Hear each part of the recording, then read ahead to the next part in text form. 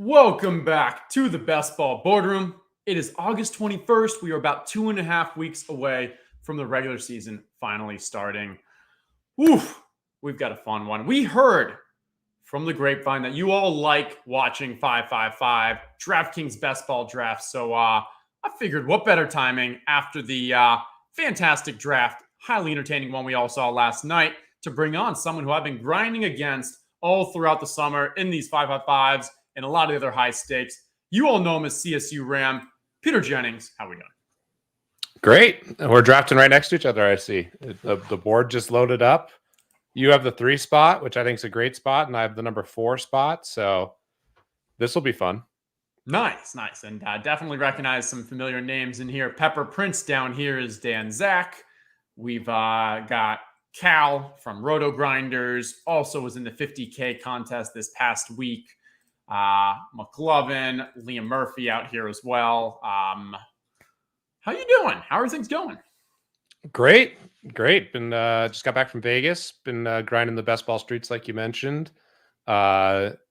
Disappointed that golf season is going to slow down with all the sports going on, but yeah, it's an exciting time for the businesses, and I'm excited for college football, excited for the NFL. It's just there's a lot going on. Now, I know, like, for you, well, for me personally, this has been my busy season. Like, the off season for me, I feel like starts in 2.5 weeks when the NFL actually starts. You've been grinding. How many drafts have you done? And then is this actually busier or less busy than the regular season? It'll be less busy than the regular season just because of, well, I guess it's pretty close because business-wise, you try to build a lot of things for the football season. This is the football season is a key time for all the businesses. But yeah, maybe it's pretty similar because best ball is pretty busy. I'm probably through like 400 drafts. This has been the most challenging draft season I've had in the last 3 or 4 years, just with the 2 kids. I've auto drafted a couple higher stakes things, which feels terrible, but yeah, I'm still enjoying the process. I think the market's gotten a little bit more efficient, but it's still really fun, and we're off to the races here. I'm curious if this starts normal. Are you taking CMC or Tyreek Hill? I'm taking CMC from purely a diversified portfolio stance. I don't feel strong enough about either of them to kind of, if you're going to go one of the wide receivers over CMC here, you're kind of accepting that you're not going to end up with, like, I don't know, more than 2% CMC. So that's kind of my take, which is, I guess, just a lack of a take. Why are you so confident in Tyreek over Cooper? I'm confident in Tyreek over Cooper for sure, but I've been taking CMC at the 3 most of the year. I do have a lot of Hill because I take him over Cooper Kupp and everyone else. I guess the only concern is maybe something happens with Tyreek in terms of this altercation, which I hope nothing happens. My expectation is that nothing happens, but that's still out there unless something broke today. Has anything broke in the last couple of days on, like, if there's going to be any issues? I think it's going to be a nothing burger. The video didn't really look like much. Doesn't seem like it's kind of falling through an illegal stance. If anything, my concern about Tyreek would be more on the, Hayden Winks touched a little on this, is like, if defenses kind of figure out protecting the middle, can they kind of stop this offense? Because obviously it is, hey, Tyreek and Waddle were extremely efficient last year when Tua was healthy. A healthy Tua throughout the year would be just put Tyreek in potentially wide receiver 1 category. But he does think that there are some concerns that the defenses are going to figure out this Miami offense. Yeah, I think that's valid, that it's possible they figure it out. I just think Tyreek has a great chance to be the number 1 player in fantasy. So explosive. If you look at his distributions over the years, he's the epitome of, like, what you want in best ball. And the other thing that I'm really encouraged by that I've heard, I know he's slightly injured now. I actually played golf with some of the coaches from the Dolphins, and they were just raving about how great Waddle looks and, like, the improvements that he's made.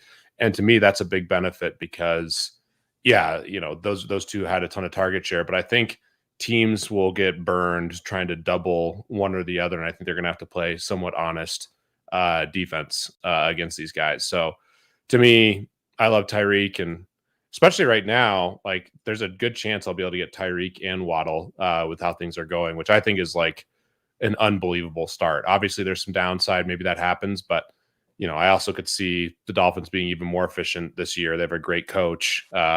Hopefully Achane's fine. I haven't heard anything. Has anything come out this morning? I know it's a shoulder injury. Weak injury. Definitely nothing long term, but that shoulder. So my guess is like he's not going to be on the field for week 1. There goes Waddle right there. This is kind of a weird start. There you go. Yeah. Bijan at the 5. Cooper Kupp falls to 7. Yeah, because of that Bijan here at the 5. Eckler at 9. I love Eckler. I've got Eckler actually up in this tier of kind of that 3 to 6 range. So you have Kelsey clearly behind. So basically it's CMC, Tyreek, Kupp, and Eckler for you? Correct. Yes. And on Underdog, definitely that order. On DK, I've actually been doing some Kupp over Tyreek. I think from a PPR, that Kupp actually, I can tell myself stories that I like that one a little more. Yeah, I get it. I mean, Kupp was the number 1 receiver when healthy, and he's got very little competition from a target share perspective. Yeah, just a matter of This ADP makes me lean Tyreek as well for that same reason I gave for the CMC earlier, where if you're going Cooper Kupp above Tyreek, you're basically locking yourself into one or the other. But yeah. Yeah, I'm not loving how this board's going so far. I was hoping some of my guys might fall, but there we go. I like that. There's one guy. Oh, and he just went. I was going to say if Pollard was going to fall to you. That's who I wanted. Yeah. He's been going almost around this 1-2 turn. Yeah. This spot I don't love. I think there's arguments for a lot of people. I would have taken Hurts there. Are you going to go Josh Allen, or what are you thinking? I don't go Josh Allen, and I can. Oh no, Hurts already went, so I was going to like. I think I'm probably going to go Henry. I like going Devonta here when I'm like I can get Jalen, but that's kind of wasted there. Josh just feels like a bit of a reach. I don't like going running back to start, but this is why this area just. The front of the draft is not as appetizing as it was to start the year. Yeah, it's great when Pollard and some of these guys, when Barkley was falling, and yeah. My challenge with getting Josh Allen anywhere in this area is you kind of have trouble stacking him because Gabe Davis has really moved into this. Like I think his ADP is like 63, which is right here. Yep. And so then Kincaid is actually drafted around like that 115, I think, which is a little above this, which I think is picked like 118 or something. So it's still possible, but it just doesn't feel great when you're, going for that Josh Allen. Yeah. You don't get him stacked. And what I've ended up starting doing every time I do take Allen there, which I've taken him some, I actually end up taking Kincaid like 10 spots early, which doesn't feel great. You're drafting about 100, but I'm really bullish on Kincaid actually. Any inside information there that you have to share in Kincaid, or? I've heard that I've heard really good things about Josh Allen, and I've heard the best things about Kincaid. And even just watching preseason, you can just see. I mean, he's going to be wide open in the middle of the field all the time. I mean, he's a receiver that's a tight end. Yeah, no, I feel that. All right, Josh goes here. Jacobs moving up to this 3-2. I think we can expect him to be going around that 2-3 turn. I obviously need a wide receiver. I'm going to go Higgins. I think him and Smith are pretty close, but for me, Higgins at least gives me a chance at a Burrow. Yeah, right. If that's the way that I want to approach it, I'm not sure, but yeah. So where do you think Jacobs is going to start? You think he's going to start going there? I think so. I mean, does he go above Derrick Henry is probably the question. I'd say he goes above Derrick Henry on DK and after Derrick Henry on Underdog. It's really that tier drop off that you and I felt like after the Pollard, Wilson, Waddle, I feel like is where he goes. He'll go. Yeah. I have a ton of Jacobs now. I didn't have any Jacobs really for a stretch, and then he started falling. Like, you'd get him. I have a ton of teams that are like CeeDee Lamb, Devontae Adams, Jacobs at the end, and now that's over. So, do you have the same view on Jonathan Taylor? Do you think Taylor is going to end up being kind of the same story, or what's your view on Taylor? I was lower on Taylor than Jacobs prior to the holdouts injury situation. For me with Taylor, I already had some kind of macro risk on Anthony Richardson. Doesn't throw to his running backs in college. Not expecting him to do it here. Anthony Richardson going to be stealing goal line touches from Jonathan Taylor. Oh, and Anthony Richardson also just may not be that good. So I think for me and the Taylor, there's just a little macro risk. I drafted a decent amount of him in this mid-late third area because I at least wanted to get some discounted exposure. But I'm not really excited. I was going to say around the it seems like the majority of people were either overweight on Breece Hall, Ramondre, Jacobs. Like one of those three. For Corain, it was Breece Hall. For Liam, who's in chat, it was Ramondre. For me, it was Josh Jacobs. And it's interesting how this is all played out with these third-round running backs. I'm just starting to get my very first shares of Ramondre. Like I haven't had him all year, and now I'm starting to get him in the 40s, which I don't feel amazing about, but I'll take him. And I had 0, so I feel good about that. I have some bad Breece in terms of like closing line value from where I drafted him. I still think he has a lot of upside. He's so talented, but obviously the Dalvin Cook stuff's not great, and the Jets are basically saying, hey, we don't feel great about his health. At least to start the season, given their moves. So that's probably the one I missed on. I feel really good about how I've played Jacobs and Ramondre, because I didn't take that much Jacobs when he was going really early. Then I started taking him a ton. Specifically, I have quite a few Garoppolo, Adams, Jacobs stacks, because you get, I think if you're using ETR ranks, you're getting a lot of Adams, which I'm super bullish on Adams relative to where he's going. And yeah, it's been awesome. I feel like I've had some really good teams, because that like 10, 11, 12 spots pretty brutal in certain ways. But the nice part recently has been getting some Dallas and Raiders stuff going. Yeah, and getting, as you said, like that great third-round value where these two you didn't love. I mean, it's just such a flat tier, I feel like, from the 1.9 to 2.4. But if you're also then gapping that Josh Jacobs late, if it is Jonathan Taylor and that becomes the value, it kind of made those a bit more manageable. Okay, coming back around, I could grab Burrow here. I'm already a little behind the 8 ball on wide receiver. Oh, you got to grab Burrow. Come on. I think that's a no-brainer, personally. Yeah, I mean, so if I would have had like Cooper Kupp, then I'm like, okay, I can go with the Stafford, but I'm already behind the 8 ball if I don't grab Burrow on who that next wide receiver is going to be. And that Chase owner, Dan Zach, is going to be grabbing Burrow if I don't. So I'll take the Joe Burrow there and just go heavy wide receiver, kind of the next like 5 rounds probably. Yeah, I absolutely love Burrow with where he's been going. Started off with not that much of him, and then he's my second highest owned quarterback now. I've been grabbing so much of him. Basically, any chance I get in this like 1 through 4 spot, because I'm taking a ton of Chase and Higgins, and Boyd's my most highly owned receiver. I like Irv Smith. I mean, I think. Go ahead. Talk to me about Boyd. Is it just contingency upside? Is it because you're going to have a lot of those other kind of Bengal Burrows, or what's the argument there? I mean, I think there's some contingency upside, and I just think he's a really solid DraftKings play. I don't have much of him on Underdog.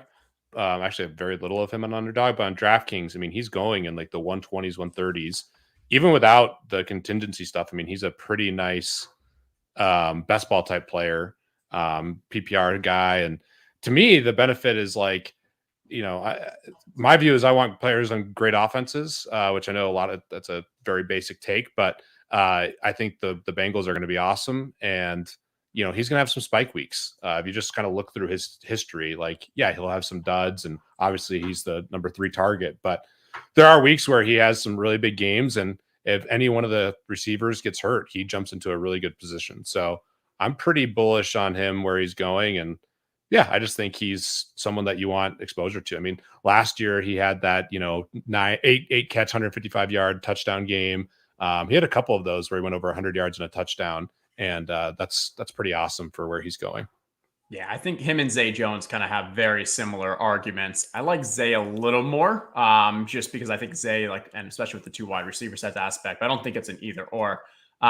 I do like that Tyler Boyd is in that like 126, which is now past where the running backs that we like are. On Underdog, Tyler Boyd is like right in the middle of all those Robinson, Charbonnet, Gibson, Dillon, that whole group of running backs that I'm often targeting. Here, 126, which is where Tyler Boyd goes, it feels a bit like a dead zone, not a dead spot, but like an open spot where you're not like, okay, I like these QBs. I like these running backs a lot more. If anything, you maybe actually start like going back to wide receivers. Yeah. I like Zay more than Boyd. He's going like 10 picks higher in most of the drafts that I'm doing. I know their ADPs are pretty close, but Zay tends to go earlier than Boyd, which is why I have so much Boyd. Also, Leone is pretty high on him, I think. Yeah. Well, and with the news that, hey, if Zay Jones is actually playing in 2 wide receiver sets, I don't care that much about the Christian Kirk aspect because I still think Christian Kirk is actually valuable at the slot. I think the bigger risk was with Ridley joining. Does this like push Zay like so he's not actually like a core part of the offense? And I think the messaging of him being in 2 wide receiver sets is valuable for, hey, he's actually still kind of a red zone target. He obviously has that rapport from Trevor Lawrence last year. He's not disappearing. I think Zay Jones is one of the best values from like a wide receiver in that area. Yeah, I agree. I love Zay Jones. He's, I think, my second or third highest owned receiver. So I'm basically taking receivers in that range all the time. Okay. So let's take a look. Yeah, from an ADP, because Tyler Boyd 126, Zay Jones 123. You mentioned that like Zay Jones you see going a bunch before, but again, that's probably because you're doing a lot of the high stakes drafts and we're all sharing the same ADP. I saw Don here had a question about like, is round 3 Devonta the norm in higher stakes? How are you adjusting from like a drafting in these higher stakes when we're all using the generic full landscape of ADP? Yeah, I think that's right. He normally is in that kind of that range, and you just kind of have to evolve to each draft room with what you're doing. I think some of the strangest stuff, like last night, there was a draft that I absolutely hated, where like some of these auto drafters just grab all these quarterbacks. That's the biggest risk, is when you like see these super early runs on quarterbacks. That's normally the challenge that can happen in any room, but I've seen it happen a little bit more in some of these 5.55s, and there's a lot of auto drafters. So that's probably the thing to be most, aware of as you're going, which is why I like in all these things, I like grabbing pretty early quarterbacks. So I love that you have Burrow specifically. And what I've seen is if the auto drafter is in this like 1 to 3 range, that's when it most often happens. And a lot of times it's grabbing one of those first, 3 QBs here, and then it's grabbing Burrow falling in this area as well. Feels like in the back end, you kind of, for whatever reason, like they're not only stacking the QBs from an ADP standpoint. I was going to bring up Lamar, though, because this is kind of how, for me, with these different structures, we see the ADP on Rashad Bateman's like 108. Like, that's insane. But in these 5.55s, he goes a lot sooner. I'll let you go on the clock now. Okay, don't want you to get too distracted there. All right, James Cook skyrocketing up the boards. I need to stick with wide receiver, so I'm going to grab Mike Evans. When a player like James Cook, who you've probably been drafting a decent amount in the 9th, 10th round, has now moved to an ADP of like late 6th, what is your kind of take or, GTO strat there? Yeah, I'm not taking him super, like, I don't love him in the 60s, but I loved him in the 70s. And right now I like Damian Harris a lot more. It sounds like his knee's going to be broadly okay. And I'm loading up on the tight ends out of the Buffalo offense. But yeah, I had a lot of James Cook. He was one of my highest on running backs for a long time. Loved him in the 80s and 90s, and I just don't love him as much now. Especially like, you're basically taking him next to like Pierce and trying to think who else is like right there that people are actually taking. Sanders has fallen so much because of the groin injury. Yeah, I don't like the Sanders situation. I'm also a little nervous about Carolina in general. But I have a lot of Carolina guys still. Okay. I still need to stick with some wide receivers, trying to make a decision here. I don't really have much of India. So this is where like maybe I should be going Jahan Dotson because the Christian McCaffrey bring back, but we need to think for the structure for this. It is only a 30-person final. How much are you kind of taking into account these week 17 bringbacks or really any kind of playoff aspect since it's so before I ask refresher, you got to finish top 2 out of 12 for your pod. Then you got to finish first out of 6, then first out of 5. And if you do that, you finish with, there you go, 29-person final or 30-person final, and you compete against 29 others. I don't know about that. But how are you kind of adapting from a week 17 bringback strat? Yeah, I definitely am using the bringbacks, but I'm not going crazy on it. I just think stacking overall is like by far the most important thing. Like I do have some bringbacks. You also have to advance in the playoffs. So like there's some other weeks I think are relevant. So obviously it's a huge percentage of the prize pool goes to week 17. So I'm mostly thinking about the bringbacks from that perspective, but I'm much more keen to just like really make sure I get stacks within my team versus like the bringbacks. I think that I'm more willing to reach on stuff like that. versus, really emphasizing the bringbacks. I do emphasize it. I do have quite a few bringbacks, but it's not like, I mentioned that Josh Allen, if, I'm taking him in like one of the first 4 spots, I'm more willing to reach on Kincaid than I would be to reach for like a bringback, for example. Right. Yep. Makes complete What's your sense. view? All right, so I agree that I don't really pay much attention to week 17 bringbacks like for this 30-person structure. A very small amount, but like not nearly as much as when we're talking 440 or so, or 1,300 in the DraftKings $10 millionaire. Totally. One take. So you and I have talked a little about stacking in general, specifically on DraftKings, and my take is that while I still very much want to be stacking on both sites, I actually think stacking is more important on underdog. And my logic there is stacking correlation is just higher correlated on underdog because of the touchdown dependency. On underdog, you want the TDs. Agree. On DraftKings, I could draft T. Higgins. I don't know. Let's not use Higgins and Burrow as an example, but like I could have 2 wide receivers in the same team. And if I'm on underdog, I really want to get that QB because in a game that's a blowout, like a shootout, they're correlated together on touchdowns. You can have a really good receiver game just going, hey, 9 for 80 or something, and the QB doesn't have that great game. So if I miss out on a stack on DraftKings, it doesn't hurt me mentally, emotionally. I don't know. Actually, points wise. I was hoping to get Watson there. That would have been nice. Well. As we're talking about stacks. All right, you knew you were going to go for the Watson. Going for the Watson too was the hope there. So happy you still got one of those. You got it. Elijah Moore was there too. Where are we? Pick 94. Probably still need some wide receivers. Definitely a bit of a teardrop we're getting close to. I'll grab Elijah Moore. You went 5 wide receivers early. Then you got 6 wide receivers in your first 7. Are you done? Are you maybe going to go one more? Are you just kind of ride the value, or how do you kind of play that? Yeah, there's a lot of guys. There's this range is guys that I like that aren't receivers for a stretch here, and then it's back to receiver heavy. But just kind of the way it fell, we'll see. Well, hopefully I get the guy that I want here in the next couple of picks. But yeah, I basically set my team up because I knew I didn't have early quarterbacks to have obvious stacks.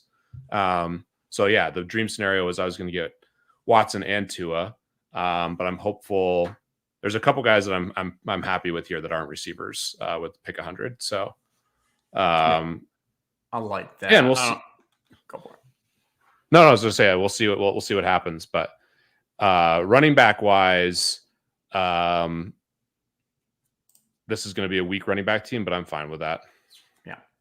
I do know that Dan Zach here has been known to kind of go with an unstacked naked QB, and specifically a QB I've seen it happen with is a QB that I think you might be targeting. So we will see what Dan Zach goes with this next pick. I think he might do that too. So we'll see. But I have a couple. Ideas. You've got some options, if not, yeah. I have lots of options, but yeah, I imagine he's going to snipe the guy I want right here. Let's see. I'm going to take a look now as well. He goes Treylon Burks. That leaves you with your Dak, assuming that's what we were looking at for that late Brandon Cooks. As long as you don't take him. We know that's not in the cards. I still am going to go with wide receivers. I didn't grab one in the first 3 rounds, so I'm going to go heavy. And I don't understand why Rashad Bateman has this ADP of 109. I think it's because he had this Q or the O for so long during that. And then there's a lag on how quickly the ADP kind of catches up. So 6 straight wide receivers there after grabbing none to begin. Or I guess, I grabbed Higgins here. Almost done. Don't hate it. Yeah, so you and I have like a very similar start now. And I think we're in a great spot. Yeah. Because I've been coming like the way wide receivers have fallen and like what's happening. Like I used to actually be able to pick up a lot of guys that I liked like the 140 to 180 range. And now a lot of those guys that I really liked I've moved way up. Yeah. And I do think that the running back position is kind of interesting right now with how it's going. So we'll see how many of these guys fall to us. But yeah, there's quite a few guys I like that I can start building around here, hopefully. Yeah. Anthony Richardson was another one I had my eye on if everything else just kind of fell off. I don't hate going with someone like Anthony Richardson and Burrow. Richardson obviously isn't optimal for this structure. So, not really reaching for it, but if it would have fallen, would have been nice. This is definitely a range of running backs that we talked about that I definitely like a lot of these guys. And it's also gotten tighter where A-Chain's kind of fallen out of it. Elijah Mitchell and Damian Harris used to be at the end of it, but due to some injuries, they've definitely fallen out. You're still on the Damian Harris bandwagon, but obviously I think you'd agree there's still a tier before this crowd, or after this crowd. Yeah. We'll see. I mean, I hope Harris is okay. This is a lot of guesswork. It doesn't sound serious. I just think he has a lot of touchdown upside. It's concerning with Josh Allen and everything else, but there's still things that I'm pretty optimistic about with him. Yeah, there are. You like Gibson or Robinson more? I took Gibson right there, but on DK Gibson, Robinson underdog. Agreed. Okay.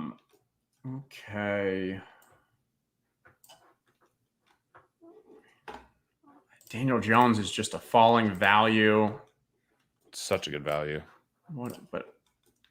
I think I got to go Brian Robinson though first.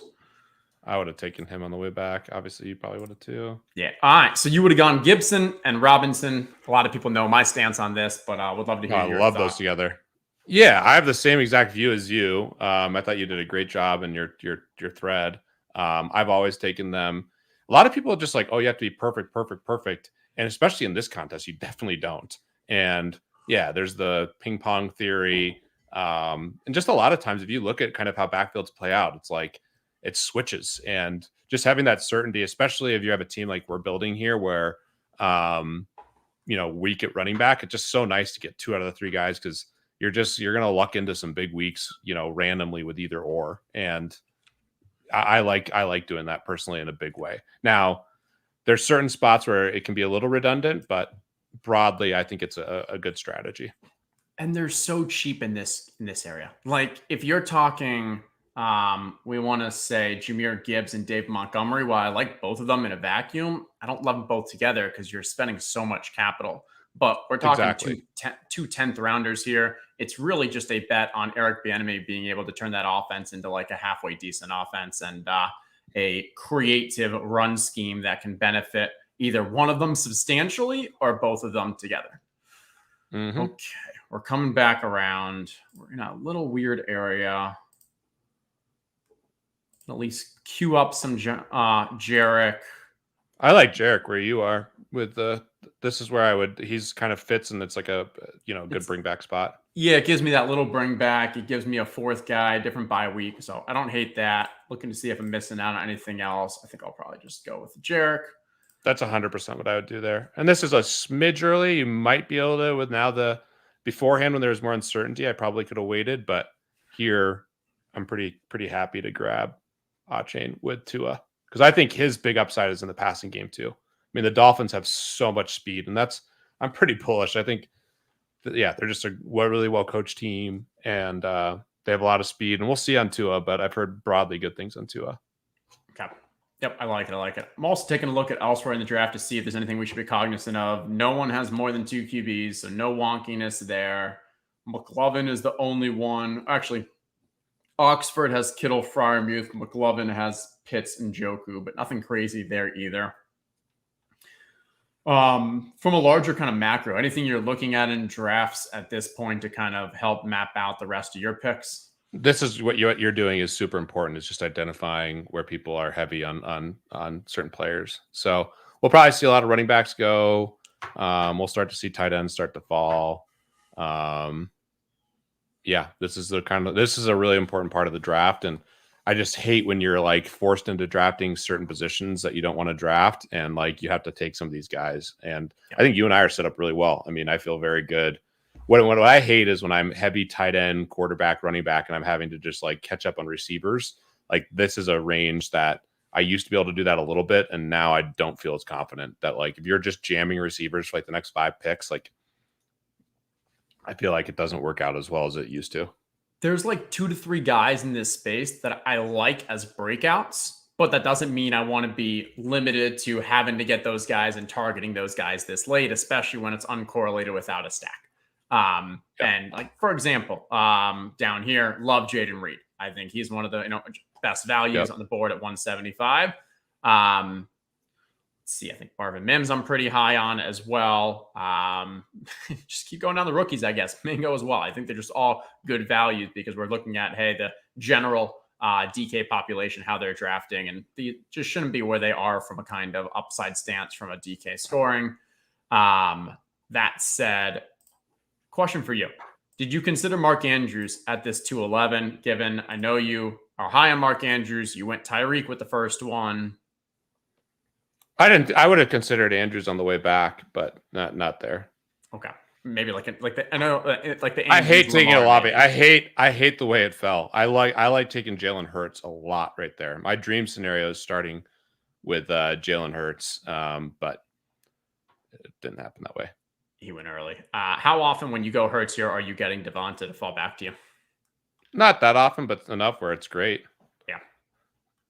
Yeah. So it was kind of just a tricky spot overall. And this is also kind of a tricky spot.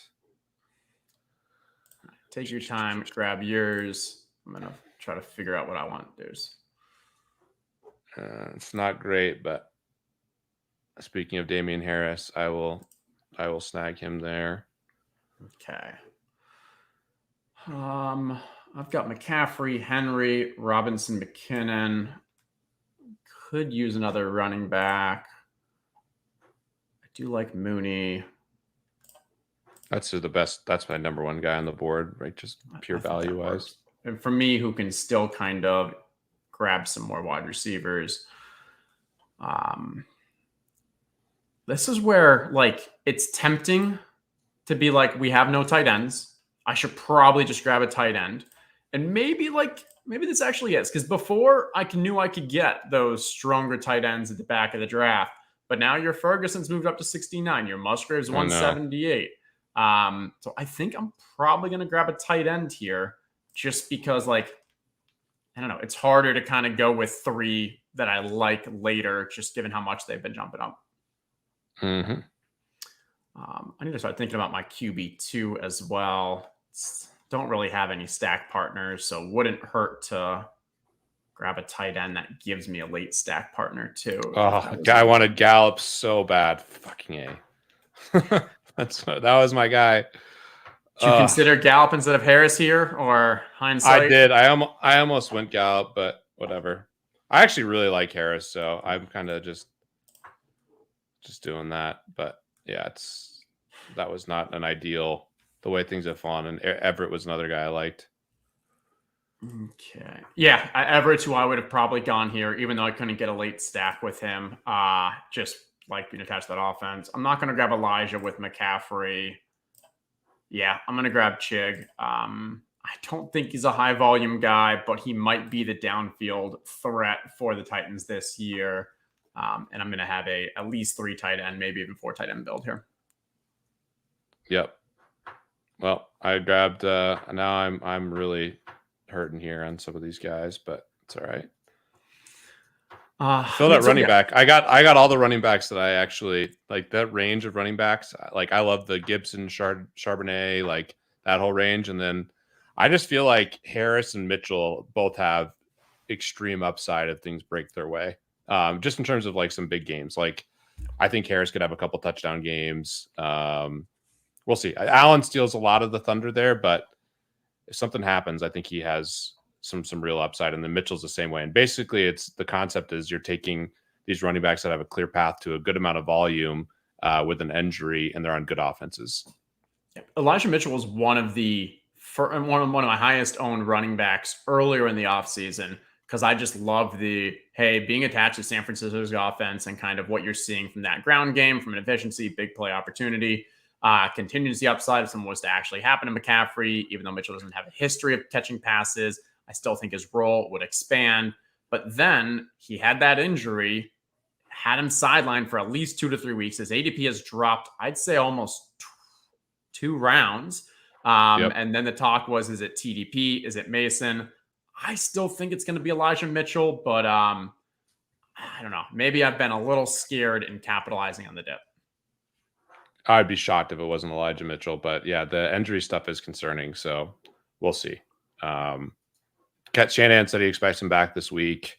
I think he's just super talented too when he plays, but he's had so many injuries, so maybe he just can't stay healthy. But I don't mind. In best ball, it's like I'm going to take these shots on these guys and just like we'll see what happens. Yeah, agreed there. All right. Back around to you. You grabbed Jake Ferguson. I was taking a look at Irv Smith would have been my stack partner, but went here at 14-2. Zanzak has Mark Andrews and Everett, Frymuth, Kittle. Maybe I can go tight end here. I'll grab Luke Musgrave, get a little more upside, playing every snap with the ones, which we like to see. It's a little tough though. Like, hey, we have to buy this at around 14, 15 now when we had been getting this in around 17. But I think it's still worth doing. Yeah, for sure. Yeah, it's getting interesting. What are you thinking about quarterback, man? You gotta. That's what I'd be worried about right now. Yeah, I was about to say. I actually would have thought Jordan Love would have been available there, and the Musgrave would have been a nice one. But where Jordan Love goes earlier that round as well.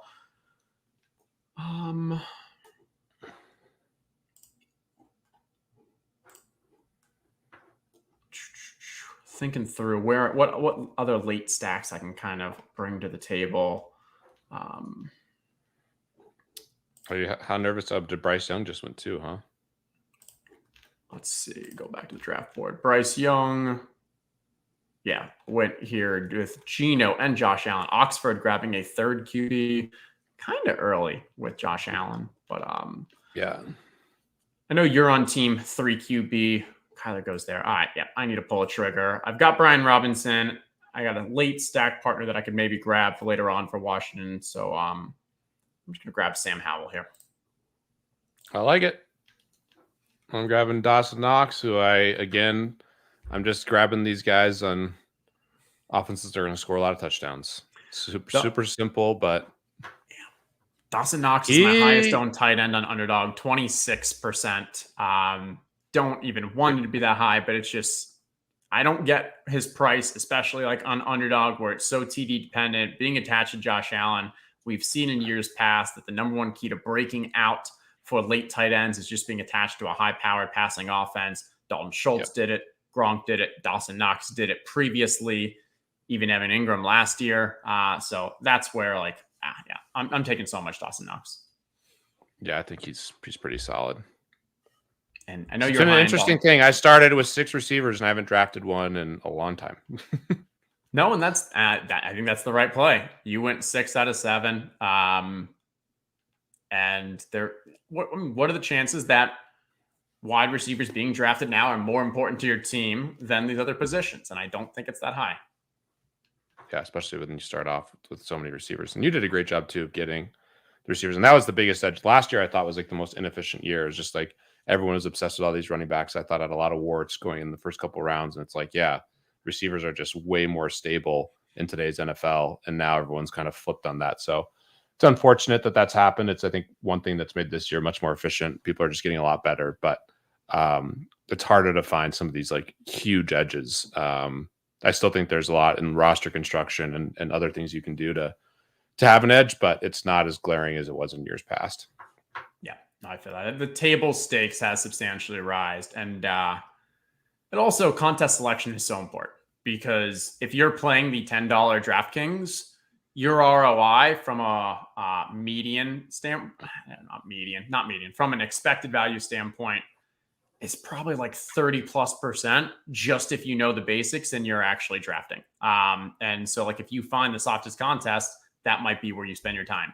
And obviously a high stakes one. In the Underdog, you're finding more difficult competition. Just more people that are kind of in the know there.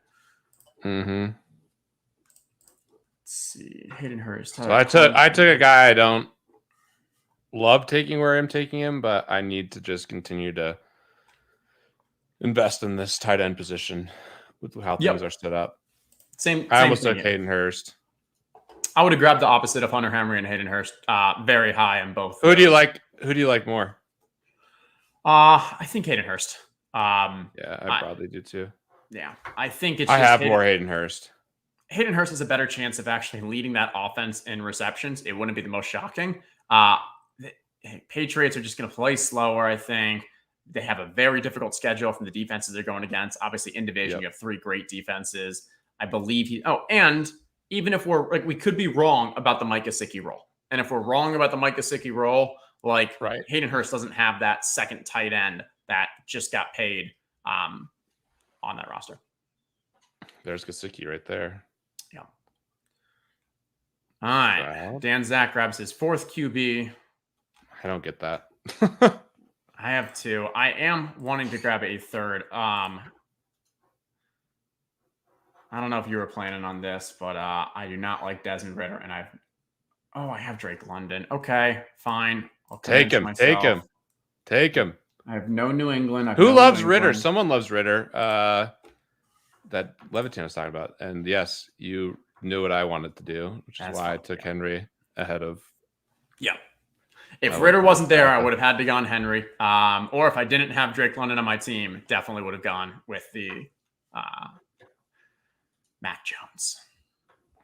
Yep. All right. So now we're getting down to the nitty gritty here. Who are some of your favorite picks? Look at these last 4 rounds, 5 rounds of ours. We got 3 QBs, 6 tight ends, and an Elijah Mitchell. Yep. Very, very right similar next to each other. Drafts going on. Yeah. Yeah. So let's look at your team real quick. Okay. So basically, you're loaded up on. Did you get Boyd, by the way? Did you not get Boyd? No, I didn't. He went right here, coming back before Brian Robinson. I was watching it. So that's a little early. I like the way your team's at, though. What's the best way to? There's really no great. Okay, this is probably the best way to review team. But yeah, 3, 4, 7, 3 right now. Light on running back from a volume, but that's because I have McCaffrey and Henry. Other 2 running backs are Robinson, McKinnon. QBs is Joe Burrow and 2 late guys in Sam Howell and Desmond Ridder. My tight ends so far are Chig, Musgrave, Hayden Hurst. That's 3. And then wide receivers didn't start strong, but feel like I ended up in a decent spot with Higgins, London, Evans, Pittman, Elijah Moore, Rashad Bateman, and Darnell Mooney. Yeah, I like your receivers a lot. Well, I don't hate it. What about you? You're at a 3-5-6-3 right now. Obviously, went 6 wide receivers in the first 7. What's the rest of yours look like? I mean, I'm really weak at running back on Aaron. I don't love Aaron Jones this year, but I needed to grab a running back, which is kind of the nature of it. I was also trying to keep a stack option open with Love if I wanted to go that route. And then Gibson actually and then I have these 3 guys that I think have a chance to do something, but we'll see. We'll see if any of one. I really just need one of those guys to have, a lot of touchdowns this year. Or in Achane's case, just heavily involved in the passing game, and hopefully he has some spike weeks with Tua. That would be absolutely ideal. Now we're going to do range. Yeah, so I've taken this guy a decent bit. I'm not sure how to think about him, but he's always ranked high, and that's Hardman. What are your thoughts on McCole Hardman? Oh, I'm just scared of from a volume standpoint in that entire offense. I think Hardman and Corey Davis are probably both values where they're going. I like Hardman a little more on underdog just for that kind of big play potential. I say this as I'm literally about to draft Tyler Conklin, who's splitting snaps as a tight end, but I don't know. I think I need a 4th tight end, and I'm going to grab Tyler Conklin. So I don't hate the Hardman. The entire Jets passing game scares me. Right. Yeah, it's not ideal after Garrett Wilson, but Aaron Rodgers has elevated a lot of players, and Hardman's fast. That's basically the analysis. I don't feel great about it. I end up with a decent bit of him, but decent contract. Signed and made some money. He'll get the gimmicky plays too. Like Rodgers, that's the thing that you have to hope with Rodgers is Rodgers will get him those screen passes or quick slants when he has a big advantage. So I'm hoping that kind of comes to fruition. Yeah. Seen a lot of this Calvin Austin guy go. What are your views on Calvin Austin? I mean, he was kind of you had prospect profile coming out. People were a little excited. I believe he's a bigger guy. And then reports out of Pittsburgh are that he may actually be playing a decent. But like they also, I don't know, Allen Robinson. You've got a lot of mouths to feed there. Not someone I'm targeting. Here, I'm trying to decide, do I go Cordero because I went with the Ritter? I kind of want another. I'm going to go with Cordero just because, A, the Ritter aspect, but also on a team where I'm going 5 running backs, I'd rather go with someone who I think is going to be on the field than a home run hit this late. So there's my Cordero pick. Who'd you go? You went pretty quickly. I went Leonard Fournette. Should we? We'll see. I don't know, do you think Leonard Fournette's going to be in the NFL this year? I don't know. We were just talking about this in the ETR Slack because every day goes by. It's one day that it's more likely a Will Fuller situation. There's still the scenarios where if you sign after week 1, it's not guaranteed contract. So maybe teams are waiting for that. You still have like 2 kind of holdout situations, but I don't think those are Fournette. If we think like what are his best case scenarios, it's probably like Cincy, Indy. I think he ends up in the NFL like a lot of the time, assuming he wants to be, but it could be more likely to be in season, which is the concern now. I think he does. I just think he's a pass catcher. He's a pass catcher. Like the value that Fournette has now is that he became a pretty good pass protector and he learned how to catch passes out of the backfield with Brady. And on DraftKings, I think that sets up well. I mean, the same thing with Kareem Hunt. I'm surprised Kareem Hunt hasn't signed. I thought the Saints might sign someone. It's crazy how high Deuce Vaughn's going now. I had a lot of him before. I'd rather go Rico than Deuce. Kieran Williams is a guy I've been getting a lot lately. I like Deuce more than Rico straight up, but now with where they're going, I could see it. And Deuce has been being drafted like a decent amount throughout. Rico, none. Kieran Williams, none. Yeah. Those are the guys that I'm targeting these next couple of weeks to give me that uniqueness. All right, we each have one more pick left. I got to take a look. I'm at 3, 5, 7, 4. Probably time for us each to grab another, at least me, another wide receiver. There's that Corey Davis we're talking about. I know who my play is. I'm going, as long as you don't take him, I'm going to keep my Ritter stack going and grab some Mac Hollins. I will not be taking Mac Hollins. I am taking Kendrick Bourne or Josh Reynolds, depending on what happens here. Kendrick Bourne helps your stack. Talk me through Reynolds. Reynolds is a bring back, and I think in general in Detroit, there's some upside for Reynolds and Marvin Jones. Obviously in the beginning part of the year, but then Jameson's just struggled to stay healthy. So I don't know. I mean, he struggled in all facets.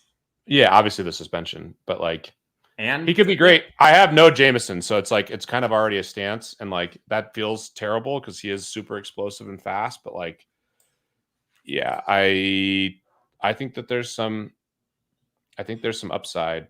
Yeah, and just being away from the team, he's not gonna like. How's he gonna get prepared back? Like, he hasn't shown those that he's the sharpest tool in the shed so far. So, yeah, the hamstring injury to me was just like, okay, here's another sign. And maybe this is a way I can be a little bit more right overall on the Lions, is like hoping that Reynolds or Marvin Jones does something. Because outside of the Sun God, I mean, it's not pretty for the Lions in the passing game. I mean, I guess Laporta could be pretty good. Obviously, Gibbs we're expecting a lot from, both as a runner and as a pass catcher. But it's pretty thin after those guys, and like especially for deep threats, it's got to be some mixture of those guys, I would think. Yeah, I think that's fair. I wouldn't take him, by the way. Like if I was just like, I'd take Corey Davis or someone else ahead. I don't even know who's available at the end. But you had to bring back. I had to bring back, so that's just like a classic example of like hope to get something right. I don't have much Jameson anyways, and just like hope that I have a lot of Dallas stacks that it's one of those guys that does something at the end. Yeah, I'm probably 1% to 2% Desmond Ritter, but I'm doing it when I have Drake London, and then that's probably the first time I've drafted Mac Hollins, but that's the time to do it. Definitely the time to do it. Yeah, so McLovin doing all these auto drafts, 4 QBs again. Yeah, I don't know. Look at these roster constructions in some of these. Like, I just don't get it. There was did you look at the results of the 50K DraftKings one this past week? I looked at it briefly. I just got back from Vegas, so I haven't totally dug into it. But let's go through these teams. What do you? I want to hear your thoughts. Yeah. So just at a high level, I don't know. 10 wide receivers usually means that you're trying to either you're not thinking through your last picks, or you're trying to make up for the lack of early wide receivers with volume. So I rarely end up with that many because I don't know, I want to grab more earlier wide receivers. So just kind of taking a quick look. If I look at these two, that makes complete sense. 3 running backs in the first 3, 3 running backs in the first 4, each go tight end early. I think these volume wide receiver strategies with the way that wide receivers are being drafted now just don't work out. In the past, I liked them because as even Peter was saying, like in rounds 14, 15, 13, 14, 15, you could get legitimate wide receivers. That's just not the case anymore. So that's my first thing I'm noticing. What about you? Yeah, just roster construction stuff. I mean, I don't get the 4 QB thing very much. I'm taking 3 QB. I'm basically doing the same thing on every one of these teams from a roster construction standpoint. I'm taking 2 to 3 quarterbacks. I'm taking 5 to 6 running backs. I'm taking 8 to 9 receivers, and I'm taking 3 to 4 tight ends. And that's occasionally I'll take 2, like Kelsey and Andrews. But I think tight end is still just slightly undervalued overall in best ball. It's gotten better, but I think it's a pretty straightforward roster construction thing where you really need to think through where your points are coming from. And I'm just seeing, to me, that's probably the biggest edge that I'm seeing is people are making some roster construction mistakes. Like 4 quarterbacks. I just don't. Can you explain the logic to me on that? I don't like it on drafting, especially when the quarterback is devalued compared to other positions. I do get it, and I often do for tight ends. Not only can it be used in the flex, I think it's far more likely that a late tight end is able to outscore your first tight end, or at least be comparable to the other tight ends than the same thing with a QB that's drafted pretty late, and then also that opportunity to use it in the flex. Dan Zach's really smart. I'm sure he's got some reasoning and data behind it. Would love to hear are we too late on tight ends? For me, yes. I almost, how you've been in a lot of these rooms with me. I'm drafting a boatload of the early tight ends. So I hate how this fell. I was looking to get some other guys potentially, but I feel okay with the group that I ended up with. It's not ideal. I'm trying to win at the tight end position more than I did in this draft broadly. Because I think the flex spot, especially with how good the mid-tier top end guys can be, like I think it's really valuable. Especially since I think the overall big theme is that I think running backs are just going to score less and less fantasy points in the NFL. Especially with how it's split up, how injured these players are getting, how often they're getting injured, and receivers and tight ends are just in a much better position to score fantasy points, especially on DraftKings. So I'm really trying to win at tight end, receiver, and then I'm trying to get more of these high-end quarterbacks. Like I have a ton of Burrow. We both love Lamar Jackson. Trying to get Hurts as much as I can. I like Dak. I like Tua. I'm trying to really win at quarterback. So I think the thing I'd be critical of our draft is like I don't love our tight end, and then I don't love Mac Jones. But I got him stacked, I guess. So maybe he has a week where it works out, and hopefully it's a week where he throws touchdowns to Henry and Bourne, I guess. And I think touching on that QB tight end late thing, we've seen year over year that late tight ends end up finishing top 6, top 7 at their position. And that's why I'm more willing to kind of go with that 4 tight end and go heavily on the late tight ends. Because my goal with the 4th tight end isn't just to kind of give me another 7-pointer in the other weeks that my guys get 5. It's to get someone who breaks out either on a season-long basis or with some spike weeks. At the QB position, especially with DK scoring, like that doesn't happen. You don't have late QBs. I guess Geno is probably the most crazy of an outlier, and he was, I think, QB, 10, 12 or something last year, maybe about 10, something around there. But like tight ends, it's regular that they can actually break out and finish the top 6, 7 tight end. That's where every 3rd, 4th kind of like a CJ Stroud, this pick, I guess it can help you as you survive the Kyler, but I can't ever see a world where CJ Stroud finishes as a top, 5, 7 QB. Yeah. Yeah, maybe the rookies have a little bit more of a chance than some. Like I would be beyond shocked if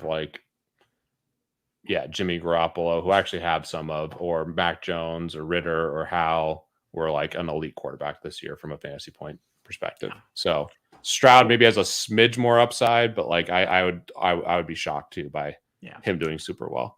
And I get your talent argument. I think rookies, because you just have the wider range of outcomes, but we've also seen Yeah, rookies can have average seasons just because of that running ability, because you're more likely to run as that rookie.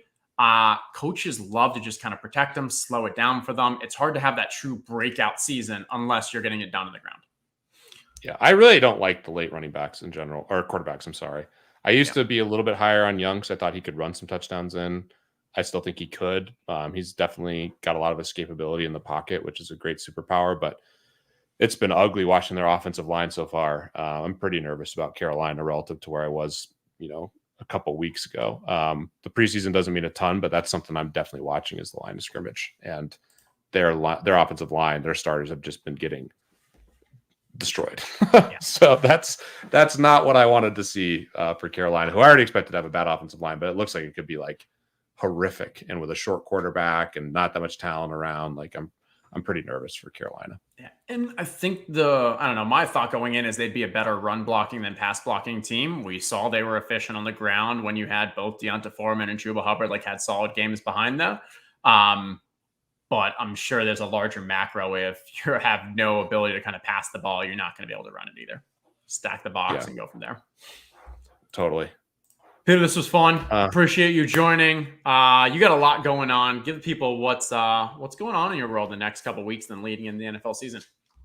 Yeah, just grinding all these things. We're working hard at Unabated, at ETR. Appreciate all your great work, Justin. Grinding the best ball drafts on Underdog and DraftKings. It's a lot of fun.